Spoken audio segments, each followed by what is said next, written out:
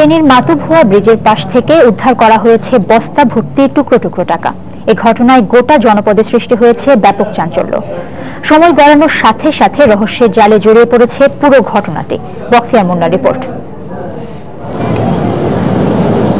সোমবার সকাল থেকে এভাবেই বাতাসে সচল টাকার টুকরো অংশগুলো উঠছিল ফেনী নোয়াখালী মহাসড়কের মাতুভুয়া ব্রিজ এলাকায়।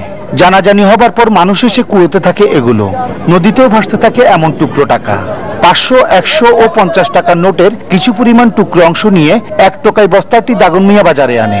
খবর পেয়ে পুলিশ সেখান থেকে টাকার টুকরো অংশ সহ জব্দ করে বস্তাটি। নদীতে জেলেরা প্রথমে দেখতে পান বস্তার টাকা। অনেক টাকার ভিতরে 30 কেজি মতো ওজন আতরণ করছি।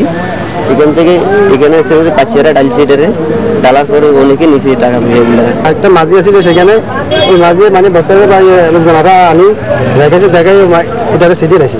এলাকার নারী পুরুষ সবাই এসে টাকাগুলো যে যে অবস্থায় হয়েছে হাতে করে মুঠে করে বা ব্যয় করে সবাই নিয়ে গেছে, আর বাকি টাকাগুলো চড়িয়ে ছিটে বাতাসে চারিদিকে উড়ে নিয়ে গেছে। মেশিনে কাটা টাকার বান্ডেলগুলোর সাথে টুকরো অংশে শনাক্ত করা হয় বাংলাদেশ ব্যাংক খুলনার বান্ডেল স্লিপ। তাতে লেখা শাহনেওয়াজ রাসেল, দিলরুবা, নূরজাহান লতা, জাহাঙ্গীর আলম, এম মাহফুজুল ইসলাম, জেসমিন সহ একাধিক নোট নিরীক্ষণকারীর নাম। দাগনমিয়া থানার পরিদর্শক জানালেন, রহস্য উদ্ঘাটনের চেষ্টা চলছে।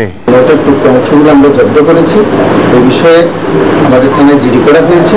আমরা উদ্বোধন কর্তৃপক্ষকে বিষয়টি অবহিত করছি। আমরা বিষয়টি তদন্ত করে দেখছি। ফেনীর সোনালী ব্যাংকের উপমহাব্যবস্থাপক মনে করেন, এই টাকাগুলো ধ্বংসের কারণে বাজারে সংকট হবে। প্রচলনযোগ্য নোটস অ্যান্ড কয়েন্স যদি এভাবে ধ্বংস হয়, সেই ক্ষেত্রে নোটস অ্যান্ড কয়েন্সের বাজারে দেশে ক্রাইসিস হবে। স্লিপে সই সিল থাকলে তো এটা সূত্র ধরে বের করে দেওয়া। সংশ্লিষ্টরা বলছেন, এই ঘটনার রহস্য উদ্ঘাটন করা জরুরি। বখতিয়ার মুন্না, সময় সংবাদ, ফেনী।